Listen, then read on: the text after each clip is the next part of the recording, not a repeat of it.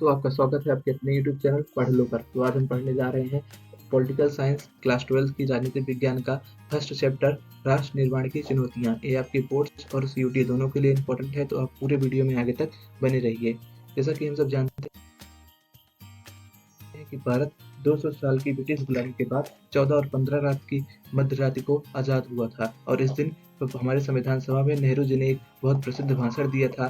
इसे देखिए, यहाँ पर नेहरू जी खड़े हुए हैं। उन्होंने यहाँ से एक बहुत प्रसिद्ध भाषण दिया था, जिसे बोलते हैं भाग्य विधु से चिर प्रतिष्ठित भेंट, यानी कि ट्रस्ट विद डेस्टिनी। भाग्य वधु से चिर प्रतिष्ठित भेंट, यानी कि नेहरू जी ने कहा था कि इस भाषण में कि आज हम रात में जब पूरा देश, पूरा दुनिया, पूरा विश्व सो रहा होगा, तो भारत एक नए आज़ादी के साथ जगेगा। तो इस किसी भी भाषण को किस नाम से जाना जाता है? ट्रस्ट विद डेस्टिनी, भाग्य वधु से चिर प्रतिष्ठित भेंट। और हम जानते हैं कि जैसे हमारे आज़ादी में बहुत सारी आवाज़ें बुलंद थी, जैसे कि आज़ादी में महिलाएं भी लड़ रही थी, मजदूर भी लड़ रहे थे, किसान भी लड़ रहे थे, लेकिन सबकी दो बातों पर सहमति थी। कौन कौन सी वो बातें थी? पहला था लोकतांत्रिक शासन, यानी कि देश का संचालन लोकतांत्रिक तरीके से किया जाएगा, यानी कि जब देश को आज़ादी मिलेगी तो देश का जो शासन होगा वो लोकतांत्रिक तरीके से होगा। मतदान होंगे, मतदान में सबको वोट डालने का अधिकार होगा, और ऐसा नहीं है कि वहाँ पर तानाशाही आ जाए, कोई एक आदमी जाके रूल करने लगे, पूरे देश में तानाशाही फैल जाए। तो सबका पहला विश्वास था कि क्या होगा? लोकतांत्रिक शासन होगा। दूसरा, जो सरकार बनेगी वो सार्वजनिक कल्याण करेगी। सार्वजनिक कल्याण, सरकार सभी के भले के लिए कार्य करेगी। ऐसा नहीं है कि सरकार किसी एक वर्ग को आगे लेकर चली जाए और उसी वर्ग का विकास होता चला जाए और समाज का दूसरा वर्ग पीछे हो जाए। खास करके इसका विकास ज़्यादा करेगी, विशेषकर गरीबों और कमजोर वर्गों के लिए ज़्यादा विकास करेगी। ऐसा क्यों किया जाएगा? अगर ऐसा हम नहीं करेंगे तो समाज का एक तबका पीछे रह जाएगा, उसके लिए आज़ादी किसी अर्थ की नहीं रह जाएगी, वो और समाज में पिछड़ता हुआ चला जाएगा। तो इसका मुख्य उद्देश्य क्या था? इन दोनों का मुख्य उद्देश्य क्या था, लोकतांत्रिक शासन और सार्वजनिक कल्याण का? कि जो हमारा आज़ादी से जुड़ा सपना है वो क्या उसके सरोकार हो सके। अब जैसे कि इस दिन नेहरू जी ने कहा था कि हम एक आज़ादी की नई सुबह के साथ जागेंगे, तो उसी दिन गांधी जी ने कुछ कहा था, उसे भी हम देख लेते हैं। गांधी जी ने कहा था कि कल हम अंग्रेजी राज की गुलामी से तो आज़ाद हो जाएंगे, लेकिन इसलिए हमारा जो कल का दिन है वो हमारे लिए सुख और दुख का दोनों होगा। क्यों? क्योंकि अंग्रेजी राज की गुलामी के साथ आज़ाद हो जाते होते होते हमारा क्या होगा? बंटवारा भी हो जाएगा। तो इसीलिए कल का दिन हमारे लिए खुशी का दिन होगा और गम का भी दिन होगा। एक इसका इसका किसका सेंटेंस है? ये महात्मा गांधी का सेंटेंस है। उस समय वो कलकत्ता में थे, उस समय कलकत्ता में दंगे हो रहे थे, तो उसे शांत कराने महात्मा गांधी वहां पर गए थे। तो अब देखते हैं, जब ब्रिटिश इंडिया की जो आज़ादी मिली, उससे आज़ादी में उसको सिर्फ आज़ादी ही नहीं मिली, आज़ादी के साथ में क्या मिला? आज़ादी के साथ में बँटवारा भी मिला।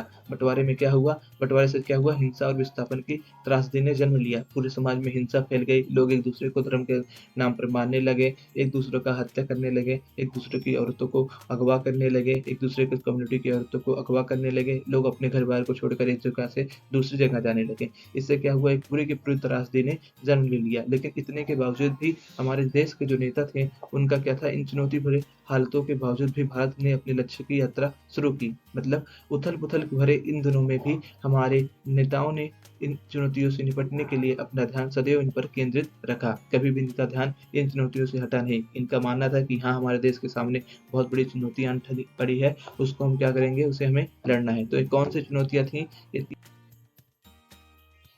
पहली चुनौती थी एकता एवं अखंडता की चुनौती, और दूसरी चुनौती थी लोकतंत्र की स्थापना की चुनौती, तीसरी थी समानता पर आधारित विकास की। तो आइए बढ़ते हैं अपनी पहली चुनौती की तरफ कि हमारी पहली चुनौती क्या थी। पहली चुनौती थी एकता एवं अखंडता की चुनौती, यानी कि भारत जो था उस समय पर एक बहुत बड़ा देश था, उसमें बहुत बहुत प्रकार की विविधताएं थी, उसमें बहुत प्रकार के भाषा के लोग थे, बहुत प्रकार के संस्कृतियों के लोग थे।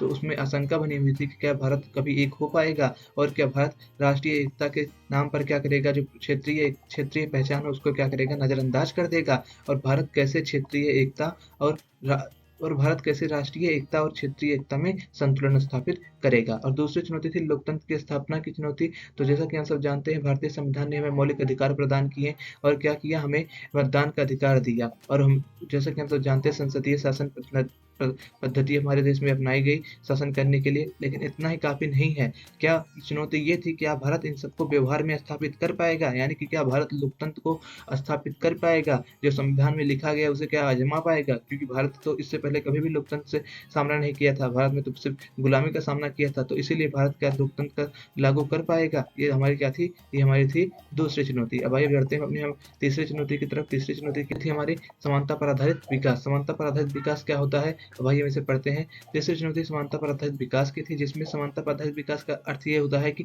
समग्र विकास हो, यानी कि किसी भी समाज के एक तबके का नहीं, समाज के सभी, यानी कि समग्र, समग्र मतलब सभी का विकास हो। कोई भी वर्ग पीछे ना छूट जाए, सब वर्ग एक साथ चलें, और जो लोग कमजोर हैं उनको क्या की जाए, आर्थिक अल्पसंख्यकों को क्या किया जाए, विशेष प्रकार की सुरक्षा प्रदान की जाए। इसके लिए संविधान में राज्य के नीति निर्देशक तत्व को क्या किया गया, शामिल किया गया। चुनौती यह थी कि भारत को अपने आर्थिक विकास के लिए एक प्रभावी नीति बनानी है, जिससे क्या हो, गरीबी का उन्मूलन किया जा सके। अब चलिए आगे बढ़ते हैं।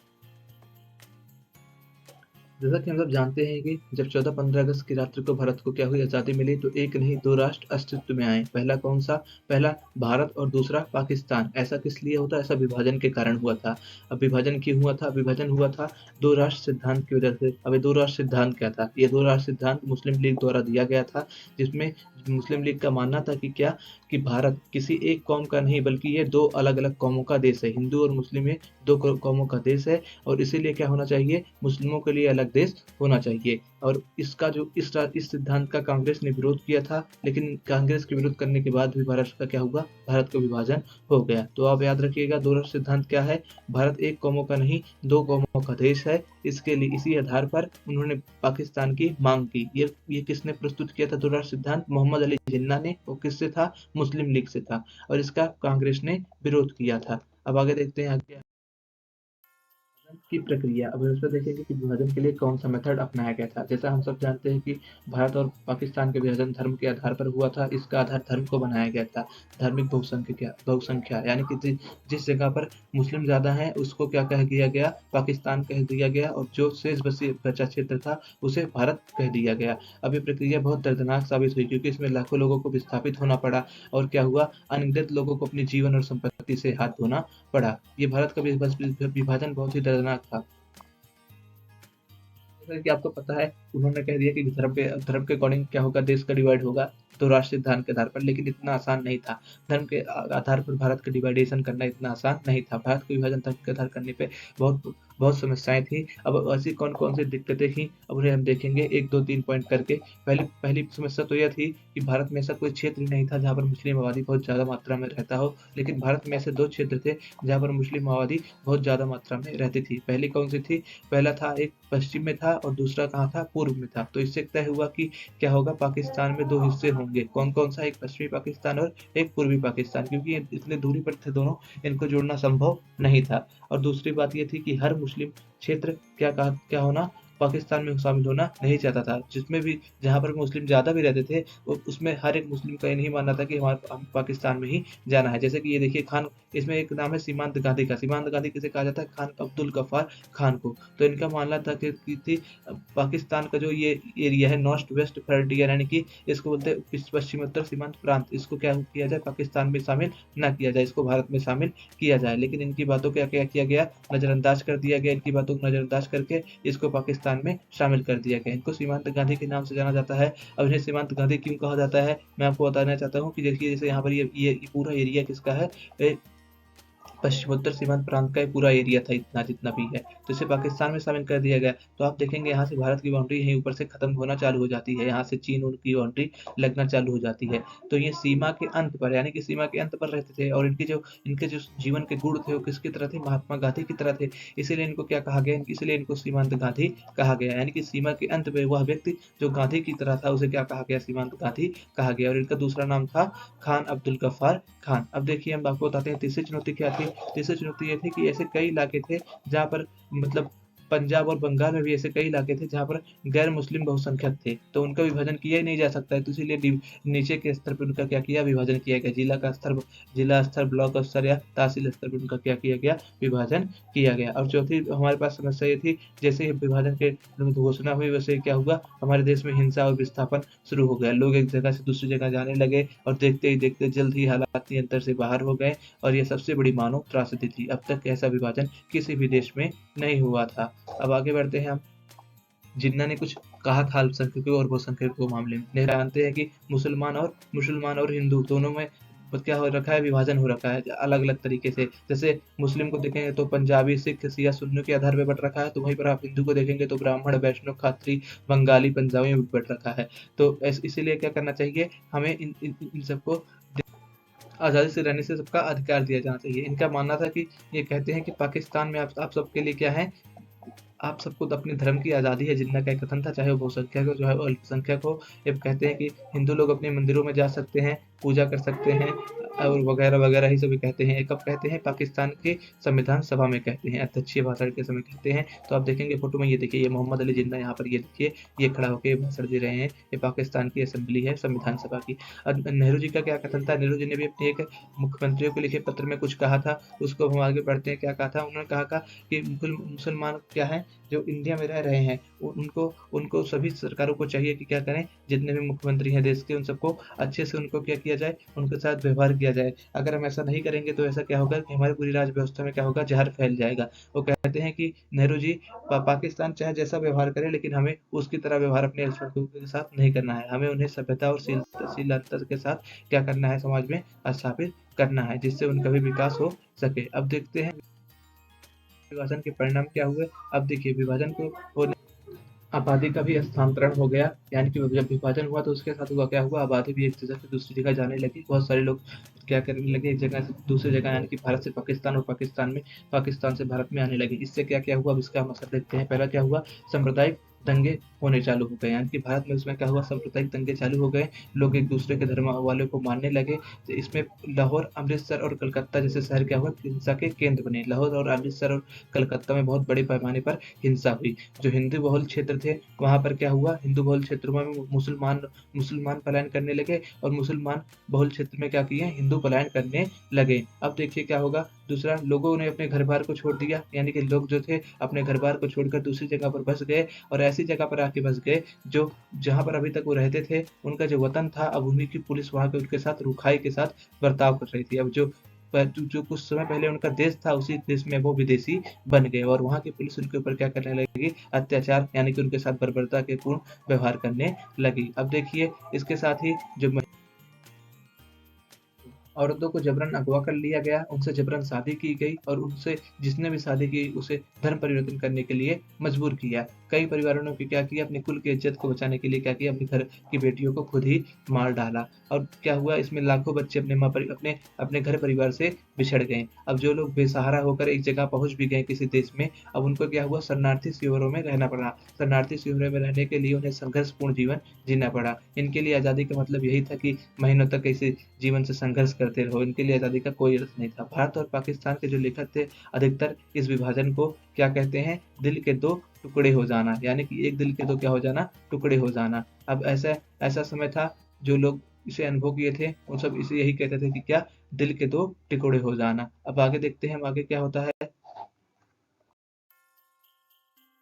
विभाजन में सिर्फ जमीन का ही बंटवारा नहीं हुआ था, यहाँ तक कि सामानों का भी बंटवारा हुआ था। जैसे क्या-क्या कि टेबल, कुर्सी, मेज, ये सब देख रहे हैं आप, सब टाइपराइटर वाइटर, इन सब का भी बंटवारा हुआ था। सरकारी कर्मचारियों का भी बंटवारा हुआ था। और इस दौरान क्या हुआ था, पूरे के पूरे सामान, जो जितने भी बैंड वैंड रहते हैं, उनके ड्रम-श्रम रहते हैं आर्मी वालों के या सब कुछ, उन सबको भी क्या किया गया था, दोनों देशों में समान रूप से बाँटा गया था। लेकिन इन सब के बावजूद भी आज़ादी के समय भारत में कितने 12% मुस्लिम रहते थे। इन संघर्षों में राजनीतिक भिन्नता थी, यानी कि कहने का मतलब ये है कि जैसे कि कुछ लोग पाकिस्तान बनाने के लिए जोर दे रहे थे कि पाकिस्तान एक मुस्लिम राष्ट्र बनाओ, वैसे ही कुछ लोग थे जो हिंदू राष्ट्र बनाने पे जोर दे रहे थे। यानी कि अब कुछ लोग इंडिया में वैसे थे जो हिंदू राष्ट्र की मांग कर रहे थे कि लेकिन जो हमारे धर्मनिरपेक्ष, हमारे जो उस समय के जो नेता थे, ये सब, उन्होंने क्या किया, भारत को एक धर्मनिरपेक्ष राष्ट्र के रूप में स्थापित किया, जहाँ पर सभी नागरिकों को समान रूप से स्थान मिल सके, और सभी नागरिकों को समान समान व्यवहार किया जाए, किसी को भी धर्म के आधार पर भेदभाव न किया जाए, और सबको संविधान से शासित किया जाए। अब आइए देखते हैं दोस्तों, जैसा कि हम सब जानते हैं, जिसमें भारत में क्या हो रहा था, आज़ादी का जश्न मनाया जा रहा था, उसमें भारत में गांधी जी आज़ादी के जश्न में शामिल नहीं हुए। वो कहाँ पर थे, वो कोलकाता में सांप्रदायिक हिंसा को शांत कराने का प्रयास कर रहे थे। गांधी जी वहाँ पर गए, देखे वहाँ पर बहुत सारा दंगा हो रहा था, तो उन्होंने दंगे को शांत कराने के लिए उपवास रखा, और उपवास के धीरे धीरे क्या हुआ, वहाँ पर हालत धीरे धीरे सुधरने चालू हो गए, वहाँ पर हिंसा कम होना चालू हो गई। और ऐसे ही दंगे दिल्ली में भी हो रहे थे, तो गांधी जी ने सोचा कि चलते हैं दिल्ली में भी हम उपवास रखते हैं, तो वहाँ पर भी क्या होगा, थोड़ा सा माहौल शांत हो जाएगा। तो दिल्ली में गांधी जी आए, उन्होंने यहाँ पर आकर अगले ही महीने उपवास रखा, तो इससे यहाँ पर जो सांप्रदायिक दंगे हो रहे थे, कम होने चालू हो गए। उन्होंने मुसलमानों के अधिकारों के लिए उपवास रखा। उनका मानना था कि क्या हो, सभी लोग एक साथ रहें, किसी के साथ भेदभाव ना किया जाए। लेकिन जो गांधी जी का ये बर्ताव था, ये सबको पसंद नहीं आया। इसी में का एक नाथूराम गोडसे, उसने गांधी जी को 30 जनवरी 1948 को गोली मार के हत्या कर दी और गांधी जी को क्या हो गई, शहादत प्राप्त हुई। अब तो रजवाड़ों का विलय, जैसा कि हम सब जानते हैं कि ब्रिटिश भारत दो भागों में विभाजित था। पहला एक था ब्रिटिश शासित प्रांत और दूसरा था रजवाड़े। रजवाड़ों पर छोटे छोटे छोटे राजाओं का शासन था और ब्रिटिश प्रांत पर अंग्रेज सरकार सीधे नियंत्रण रखती थी। जबकि जो रजवाड़े थे और छोटे छोटे क्या थे, स्वतंत्र राज्य थे जो ब्रिटिश प्रभुत्व के अधीन रहते थे। रजवाड़ों पर राजाओं का शासन था जिन्होंने ब्रिटिश शासन की अधीनता स्वीकार कर रखी थी। रजवाड़ों को अपनी घरेलू मामलों का संचालन करने की स्वतंत्रता थी, लेकिन वो किसके अधीन रहते थे, तो अंग्रेजों के अधीन काम करते थे। अब उस समय हमारे ब्रिटिश साम्राज्य में एक तिहाई हिस्से पर रजवाड़े मौजूद थे। और जैसा कि जानते हैं कि हम सब, प्रत्येक 4 में से एक भारतीय किसी न किसी रजवाड़े की प्रजा था। यानी कि भारत की जो पॉपुलेशन थी उसमें 25% लोग कहाँ के निवासी थे, रजवाड़ों के निवासी थे। आज़ादी के पहले ही अंग्रेजी शासन ने घोषणा कर दी थी कि भारत की आज़ादी के साथ ही 365 रजवाड़े भी क्या कर दिए जाएंगे, स्वतंत्र कर दिए जाएंगे। अंग्रेजों का दृष्टिकोण था कि जब भारत आज़ाद होता तो उसके बाद रजवाड़े या तो पाकिस्तान में शामिल हो जाएं, या तो भारत में शामिल हो जाएं, या वो अपने स्वतंत्र अस्तित्व बनाए रखें। यानी कि अंग्रेजों ने रजवाड़ों के सामने 3 विकल्प रखा था, या तो वे भारत में शामिल हो जाएं, या पाकिस्तान में शामिल हो सकते हैं, या वो अपना स्वतंत्र अस्तित्व बनाए रख सकते हैं। इसका निर्णय करने का अधिकार प्रजाओं को नहीं दिया गया था। इसका निर्णय करने का अधिकार रजवाड़ों के शासक का था। यह स्थिति अपने आप में अत्यंत गंभीर समस्या थी, क्योंकि इससे भारत की अखंडता पर क्या हो रहा था, संकट उत्पन्न हो रहा था।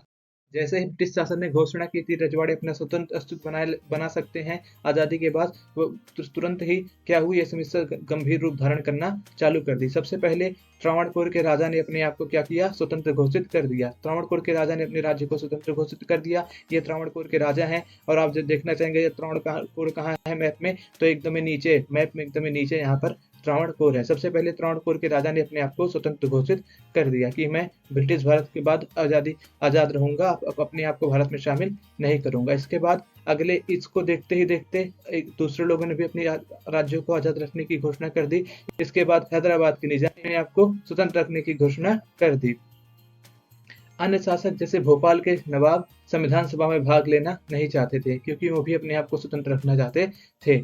रजवाड़ों के शासक के रवैये से स्पष्ट था कि आजादी के बाद भारत के छोटे छोटे टुकड़े हो जाएंगे और इससे भारत के लोकतंत्र का भविष्य संकट में था। स्वतंत्रता संग्राम का हमारे लक्ष्य था कि हम क्या करें, आजादी के बाद हमारे यहाँ लोकतंत्र की स्थापना हो और हमारा शासन लोकतंत्र के माध्यम से चलाया जाए। लेकिन रजवाड़ों के शासक क्या थे, वो अलोकतांत्रिक थे और अपनी प्रजाओं को लोकतांत्रिक अधिकार नहीं देना चाहते थे। अब देखेंगे सरकार का नजरिया। अंतरिम सरकार ने भारत रखने की संभावना के खिलाफ कड़ा रुख अपनाया, जबकि मुस्लिम लीग ने इसका विरोध किया।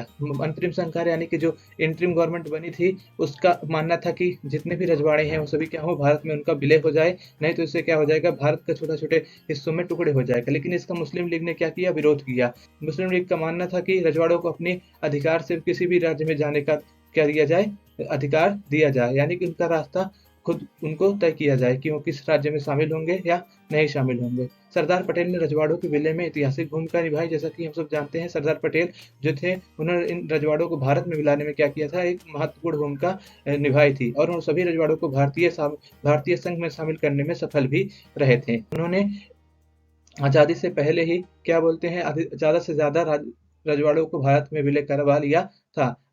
अब इसका हम देखेंगे कि उस समय पर अगर हमारे यहाँ रजवाड़ों की संख्या कितनी थी, तो हम कुछ यहाँ पर उदाहरण एनसीईआरटी में दिए गए, उसी के माध्यम से हम एक बार देख लेते हैं कितनी संख्या थी। उड़ीसा में उस समय 26 रजवाड़े थे, छत्तीसगढ़ में 15 छोटे रजवाड़े थे, और सौराष्ट्र यानी कि इस समय का महाराष्ट्र, उसमें कितने थे, 14 बड़े रजवाड़े थे और 119 छोटे रजवाड़े थे। जिससे पता चलता है कि ये समस्या अत्यंत गंभीर थी। इसके लिए हमें चतुराई एवं युक्तपूर्ण योजना की आवश्यकता थी, क्योंकि अगर इनको भारत में न शामिल किया जाता है तो ये भारत के टुकड़े टुकड़े हो जाते हैं। अधिकांश रजवाड़े को लोग भारतीय संघ में शामिल होना चाहते थे। थोड़ी स्वायत्तता देने के लिए सरकार भी तैयार थी कि आप थोड़ी बहुत स्वायत्तता ले लीजिए और हमारे देश में शामिल हो जाइए, भारत में शामिल हो जाइए। जैसे हमने कश्मीर के साथ किया, उसको स्वायत्तता देकर भारत में क्या किया, शामिल किया। क्यों किया ऐसा, क्योंकि सीमांकन वह विभाजन के समय सीमांकन पर खींचातानी बढ़ी, क्योंकि जिस समय हमारा विभाजन हो रहा था उस समय से हमें क्या था, क्षेत्रीय एकता बनाने की जरूरत महसूस हुई। इससे क्या था, नहीं तो इससे भारत की अखंडता क्या हो जाती, भारत की अखंडता खंडित हो जाती। इसीलिए रजवाड़ों को क्षेत्रीय एकता के तहत भारत में शामिल किया गया। अब हम देखते हैं इंस्ट्रूमेंट ऑफ एक्सेशन क्या होता है। आपके पेपर में जरूर क्वेश्चन आता है कि इंस्ट्रूमेंट ऑफ एक्सेशन क्या होता है। इसे हिंदी में बोलते हैं विलय का सहमति पत्र। अब देखते हैं, अधिकतर रजवाड़े के शासकों ने भारतीय संघ में विलय के लिए एक सहमति पत्र पर हस्ताक्षर कर दिए थे। इसे क्या बोलते थे, इसे इंस्ट्रूमेंट ऑफ एक्सेशन कहा जाता था। इसका मतलब क्या, इंस्ट्रूमेंट ऑफ एक्सेशन वह पत्र जिस पर रजवाड़े भारत में शामिल होने के लिए हस्ताक्षर करते थे, उसे इंस्ट्रूमेंट ऑफ एक्सेशन या विलय का सहमति पत्र कहते हैं। अधिकतर रजवाड़ों का तो भारत में विलय हो गया, लेकिन जूनागढ़, हैदराबाद, कश्मीर और मणिपुर की रियासतों को भारत में शामिल करने में थोड़ी सी कठिनाई का सामना करना पड़ा। जिसकी जूनागढ़ कहाँ था, जूनागढ़ गुजरात में उपस्थित था। आप यहाँ पर देख सकते हैं, जूनागढ़ है, ये जूनागढ़ के शासक हैं, और ये रहा जूनागढ़, ये गुजरात में उपस्थित था।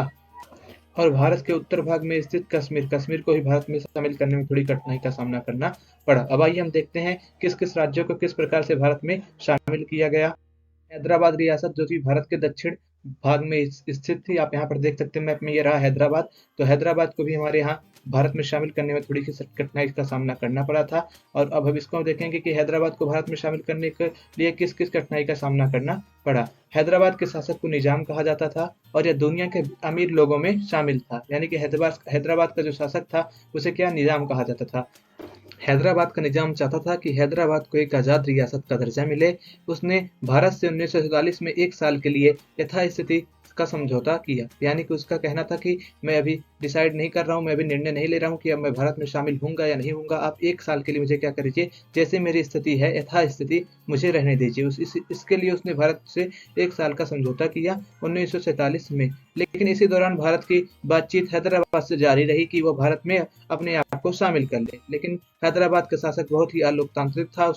उसने वहां के प्रजा पर क्या किए, लोग अलोकतांत्रिक तरीके से शासन करके उनका दमन किया। इसके परिणाम स्वरूप कम्युनिस्ट पार्टी और हैदराबाद की कांग्रेस के नेतृत्व में किसानों और महिलाओं ने वहां पर निजाम के खिलाफ आंदोलन शुरू कर दिया। इस आंदोलन को कुचलने के लिए निजाम ने अपने एक अर्धसैनिक बल रजाकार को लगाया। निजाम के पास एक अपनी खुद की प्राइवेट आर्मी थी, उसकी एक निजी सेना थी। उसको क्या कहा जाता था, रजाकार कहा जाता था। और जब वहां के लोगों ने आंदोलन करना चालू किया तो उनका दमन करने के लिए उसने रजाकारों को भेजा। आप यहाँ पर तस्वीर में देख सकते हैं, ये रजाकार हैं, निजाम के रजाकार हैं। ये रजाकार अत्यंत ही सांप्रदायिक थे। इन्होंने जाकर गैर मुसलमानों के ऊपर क्या किया, क्रूर हिंसा की। ये उनकी महिलाओं के साथ बलात्कार किया, उनके धन दौलत को लूटा। जब निजाम के रजाकारों का प्रजा पर अत्याचार बढ़ता गया तो इसके परिणाम स्वरूप भारत सरकार ने सितंबर 1948 को एक सैनिक कार्रवाई के द्वारा निजाम को आत्मसमर्पण करने के लिए मजबूर किया। इस प्रकार हैदराबाद रियासत की भारतीय संघ में विलय हुआ। हैदराबाद के बाद हम देखेंगे कि मणिपुर को भारतीय संघ में शामिल करवाने के लिए किन किन समस्याओं का सामना करना पड़ा। आजादी से पहले मणिपुर के महाराजा भोज सिंह ने भारतीय संघ में शामिल होने के लिए विलय पर हस्ताक्षर किए, जिसके बदले उन्हें आंतरिक स्वायत्तता बनाए रखने का अवशासन दिया गया। यानी कि आपकी आंतरिक स्वायत्तता बनी रहेगी, आप हमारे भारत संघ में शामिल हो जाइए। जनता के दबाव में आकर जून 1948 में वहां पर मणिपुर में चुनाव करवाए गए। चुनाव के फलस्वरूप मणिपुर में संवैधानिक राजतंत्र कायम हुआ। मणिपुर भारत का पहला क्षेत्र है जहां पर सार्वभौमिक वैश्य मताधिकार के आधार पर चुनाव करवाए गए। मणिपुर में चुनाव कब हुआ, मणिपुर में चुनाव जून 1948 में हुआ। आप इसे नोट कर लीजिए, ये आपके पेपर में एमसीक्यू में आ सकता है कि मणिपुर में चुनाव कब हुए थे और भारत का कौन सा ऐसा राज्य है जहां सबसे पहले सार्वभौमिक वैश्य मताधिकार के आधार पर चुनाव हुए। तो भारत का राज्य वो मणिपुर है जहां पर पहली बार सार्वभौमिक वैश्य मताधिकार के आधार पर चुनाव हुए, और जो कि जून 1948 में हुए थे। अब हम आगे बढ़ते हैं, देखते हैं मणिपुर को भारतीय संघ में शामिल कराने के मुद्दे पर मणिपुर की विधानसभा में मतभेद थे। कांग्रेस विलय के पक्ष में थी। कांग्रेस चाहती थी कि मणिपुर का भारतीय संघ में विलय हो जाए, जबकि अन्य पार्टियां इसके विरोध में थी। भारत सरकार ने मणिपुर की विधानसभा से बिना परामर्श किए ही राजा पर दबाव डाला कि मणिपुर को भारतीय संघ में शामिल करा लें, और भारतीय संघ को इसमें सफलता प्राप्त हुई। लेकिन इस कदम को भारत सरकार के इस कदम को कि उसने बिना मणिपुर की विधानसभा के परामर्श किए ही मणिपुर को भारतीय संघ में विलय करा दिया, इसको लेकर वहां की जनता में आक्रोश थे। मणिपुर में इस कदम से जनता में नाराजगी पैदा हुई, जिसका प्रभाव हमें आज भी दिखाई देता है। हम देखते हैं आए दिन मणिपुर में दंगे होते रहते हैं। अब हम आगे बढ़ते हैं। अब हम देखेंगे कि राज्यों का पुनर्गठन किस प्रकार से और किस आधार पर किया गया। औपनिवेशिक शासन के समय प्रांतों का गठन प्रशासनिक सुविधा के अनुसार किया गया था। जैसे जैसे अंग्रेज भारतीय संघ के अलग अलग हिस्सों को जीतते गए, वैसे वैसे उन्होंने क्या किया, अपने प्रांतों का गठन किया और उन्होंने अपने प्रशासनिक सुविधा के आधार पर क्या किया, प्रांतों का गठन किया था। लेकिन स्वतंत्र भारत में भाषाई और सांस्कृतिक बहुलता के आधार पर राज्यों के गठन की मांग उठने लगी। लेकिन जैसे ही भारत आजाद हुआ तो अलग अलग राज्य के लोगों ने अपनी भाषाई और सांस्कृतिक बहुलता के आधार पर राज्यों का मांग करने लगा। भाषा के आधार पर प्रांतों के गठन का राजनीतिक मुद्दा कांग्रेस के नागपुर अधिवेशन 1920 में पहली बार शामिल किया गया था। कांग्रेस के नागपुर अधिवेशन 1920 में यह कहा गया था कि जब भारत स्वतंत्र होगा तो राज्यों का पुनर्गठन भाषा के आधार पर किया जाएगा, यानी कि एक भाषा के बोलने वाले लोगों को किसी एक विशेष राज्य में संगठित किया जाएगा। लेकिन जैसा कि हम जानते हैं कि हमें स्वतंत्रता के साथ साथ विभाजन भी मिला, तो इस वजह से हमारे भारतीय नेताओं को बड़ा ही डर था कि अगर हम भारतीय प्रांतों का उनकी भाषा के आधार पर, उनकी बहुसंस्कृति के आधार पर उनका गठन करते हैं तो इससे क्या होगा, भारत की अखंडता को चुनौती मिलेगी। कल को ये सब फिर अपने लिए अलग देश की मांग करने लगेंगे। इसीलिए भारतीय नेताओं ने क्या किया, अव्यवस्था और विभाजन के खतरे को मानते हुए इस मामले को स्थगित कर दिया, यानी कि उन्होंने इस विचार को छोड़ दिया कि अभी इस समय पर राज्यों का पुनर्गठन भाषा के आधार पर करना चाहिए। लेकिन परिस्थितियां विपरीत होती गई, राज्यों का भाषा के आधार पर मांग बढ़ती गई। ऐसे में हम देखते हैं कि दक्षिण भारत में एक विशाल आंदोलन देखने को मिलता है। विशाल आंध्रा आंदोलन में तेलुगु भाषी लोगों ने मद्रास प्रांत से तेलुगु भाषी इलाकों को अलग करके एक नए राज्य आंध्र प्रदेश बनाने की मांग की। इसके लिए एक वरिष्ठ कांग्रेसी नेता जो कि गांधीवादी थे, पुट्टू श्रीरामुलु, लगभग 56 दिनों की भूख हड़ताल पर बैठ गए। भूख हड़ताल के बैठने के बाद उनकी 56 दिनों के बाद मृत्यु हो गई। इसके परिणाम स्वरूप सरकार ने दिसंबर 1952 में आंध्र प्रदेश नाम से अलग राज्य की घोषणा की। इस प्रकार आंध्र प्रदेश पहला राज्य था जिसका गठन भाषा के आधार पर किया गया। तो आपके पेपर में एमसीक्यू में आता है कि भारत का कौन सा ऐसा पहला राज्य था कि उसका गठन भाषा के आधार पर किया गया। तो आंध्र प्रदेश पहला ऐसा राज्य था जिसका दिसंबर 1952 में क्या किया गया, भाषा के आधार पर गठन किया गया। अब हम जान लेते हैं कि पुट्टी श्रीरामुलु क्या थे। जैसे गांधीवादी नेता थे जो कि कांग्रेस पार्टी से संबंधित थे। इन्होंने क्या किया था, इन्होंने दलितों के लिए आंदोलन किया था एक बारी कि उनको क्या किया जाए, दलितों को मद्रास प्रांत के मंदिरों में क्या किया जाए, प्रवेश दिया जाए। और 19 अक्टूबर को इन्होंने विशाल आंध्रा आंदोलन चालू किया। उनकी मांग थी कि तेलुगु भाषी प्रांत को क्या किया जाए, अलग किया जाए मद्रास से और इसका एक नया राज्य आंध्र प्रदेश का गठन किया जाए। इसके चलते आमरण अनशन पर बैठ गए और 15 दिसंबर 1952 को उनकी मृत्यु हो गई 56 दिनों के बाद, यानी कि 56 दिनों के बाद आमरण अनशन पर बैठने के उनकी मृत्यु हो गई। अब हम आगे बढ़ते हैं। लेकिन आंध्र प्रदेश के गठन के बाद देश में भाषाई आधार पर राज्यों की मांग बढ़ने लगी, यानी कि जैसे ही आंध्र प्रदेश का गठन किया गया भाषा के आधार पर, तो अन्य राज्य क्या करने लगे, मांग करने लगे कि आप हमारा भी क्या करिए, भाषा के आधार पर गठन करिए। सब अन्य राज्यों की मांग को देखते हुए भारत सरकार ने यानी कि 1935 में एक क्या किया, राज्य पुनर्गठन आयोग की स्थापना की।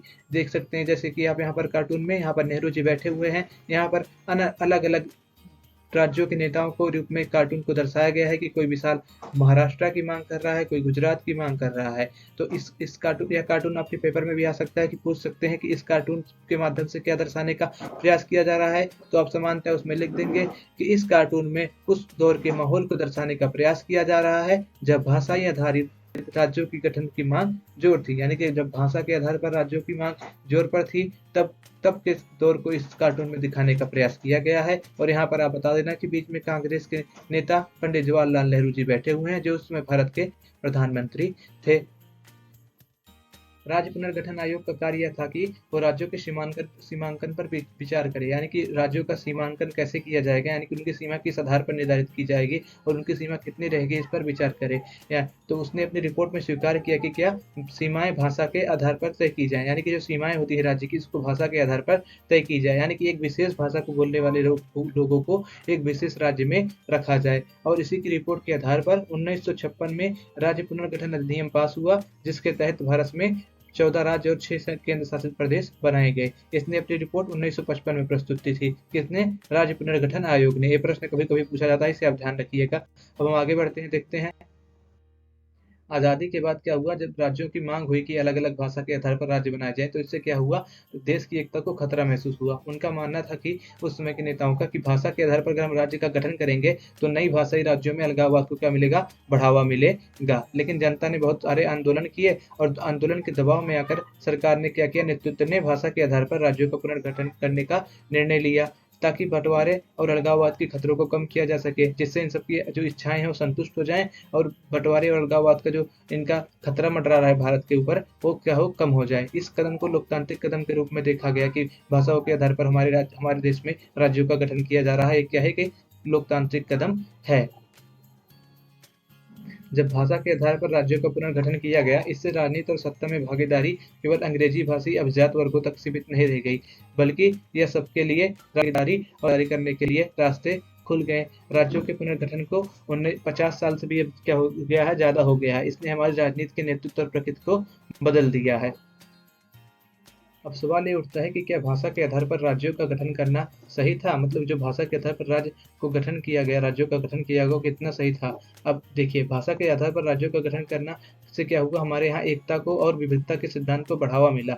लोकतंत्र का मतलब सिर्फ यही नहीं है कि आपके यहाँ संविधान है और आपके यहाँ चुनाव होते हैं। यहीं तक लोकतंत्र का अर्थ सीमित नहीं है, लोकतंत्र का अर्थ इससे ज़्यादा विस्तृत है। लोकतंत्र का अर्थ है कि आप विविधताओं की पहचान करें और उसको स्वीकार भी करें और उसी के आधार अपनी क्या करें, अपनी भविष्य की राजनीति को इसी के आधार पर क्या करें, चलाएं। यानी कि बहुलताओं को लोकतंत्र में स्वीकार किया जाता है। इसलिए भाषा के आधार पर राज्यों का गठन किया जाना सही था। अब आगे बढ़ते हैं, हम देखते हैं किन किन और राज्यों का निर्माण हुआ था। अब उनको हम देखेंगे, यानी कि नए राज्यों का निर्माण। देखो, एक जन आंदोलन के बाद क्या हुआ, 1960 में महाराष्ट्र और गुजरात का क्या हुआ, निर्माण हुआ। पहले महाराष्ट्र और गुजरात क्या हुआ करते थे, एक हुआ करते थे। आप यहाँ मैप में देख सकते हैं, ये देखिए, महाराष्ट्र और गुजरात पहले एक हुआ करते थे, लेकिन 1960 में महाराष्ट्र में एक आंदोलन हुआ, यानी कि उस समय बॉम्बे में एक आंदोलन हुआ। उसके तहत क्या हुआ, मराठी बोलने वालों के लिए क्या कर दिया गया, महाराष्ट्र बना दिया गया और गुजराती बोलने वालों के लिए क्या कर दिया गया, गुजरात बना दिया। यहाँ से बाउंड्री करके क्या कर दिया गया,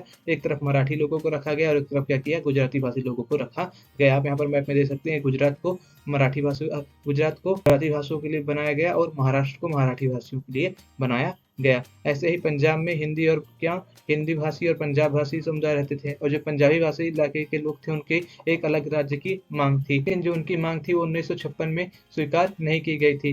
लेकिन बाद में अंततः 1966 में उनकी मांग के आधार पर पंजाब भाषी क्षेत्र को पंजाब में शामिल किया गया और हरियाणा और हिमाचल प्रदेश को एक अलग राज्य बनाया गया। यानी कि 1966 में हरियाणा, पंजाब, हिमाचल प्रदेश का गठन हुआ। आप देख सकते हैं मैप में, यहाँ पर पहले पंजाब इतना बड़ा था, पंजाब पहले ये पूरा था, तो इसमें अलग अलग भाषा के लोग रहते थे। एक यहाँ पर भी हिंदी भाषी लोग थे, यहाँ पर भी हिंदी भाषी लोग थे। तो क्या किया गया, यहाँ पर जो पंजाबी भाषी लोग थे, यानी कि जो इस एरिया में पंजाबी भाषी लोग थे, उनको अलग करके क्या कर दिया गया, पंजाब बना दिया गया और इसके अलावा 2 और राज्य बना दिए गए, हिमाचल प्रदेश और कौन सा, हरियाणा। यानी कि पंजाब को बांटकर 3 राज्यों में विभाजित कर दिया गया, हिमाचल प्रदेश, पंजाब और हरियाणा। अब आगे देखते हैं किन किन राज्यों का और निर्माण हुआ भाषा के आधार पर या संस्कृति के आधार पर।